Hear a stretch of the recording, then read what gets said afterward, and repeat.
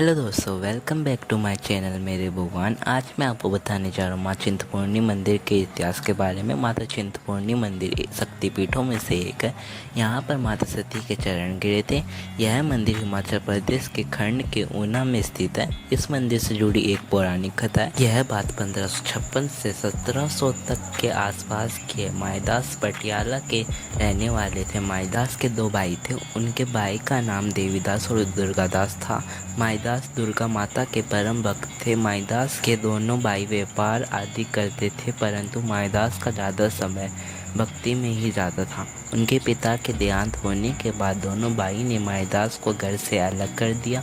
फिर भी माईदास भक्ति करने से पीछे नहीं हटे। एक बार माईदास अपने ससुराल जाते समय घने जंगल में बरगद के पेड़ के नीचे विश्राम करने बैठ गए और माईदास की आंख लग गई। उन्हें सपने में एक दिव्य कन्या दिखी और कहा, जहाँ तुम विश्राम कर रहे हो वहीं मैं इस वट वृक्ष के नीचे निवास करती हूँ। तुम इसी स्थान पर मेरी सेवा करो। माईदास अपना भ्रम समझकर ससुराल चले गए। माईदास ससुराल से लौटते वक्त फिर से माईदास के कदम ठिठक गए और माईदास घबराकर उसी वट वृक्ष के नीचे बैठ गए और मन ही मन कहने लगे, माते, मैंने शुद्ध हृदय से आपकी उपासना की है, तो प्रत्येक दर्शन देकर मेरी शंका दूर करें।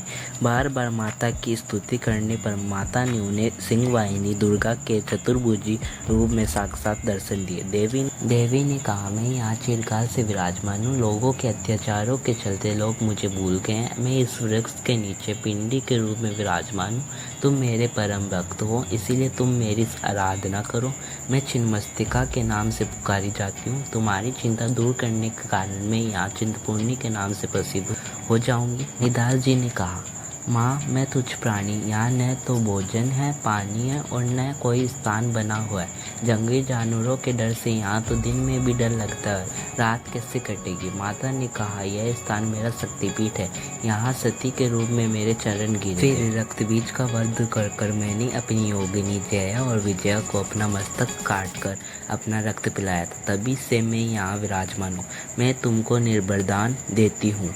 तुम यहाँ रहकर मेरी सेवा करो। मेरे चमत्कारों से बहुत भक्त आएंगे। जिन भक्तों की मैं चिंता दूर करूँगी वे स्वयं ही मेरा मंदिर बनवा देंगे।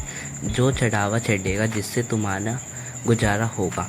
तुम्हारे बाद में तुम्हारे वंशज ही मेरी सेवा करेंगे। भक्त, तुम चिंता न करो, यह जंगली जीव तुम्हें कुछ नहीं करेंगे। और रही पानी की बात, यहाँ से कुछ ही कदम बाद एक पत्थर रखा हुआ है।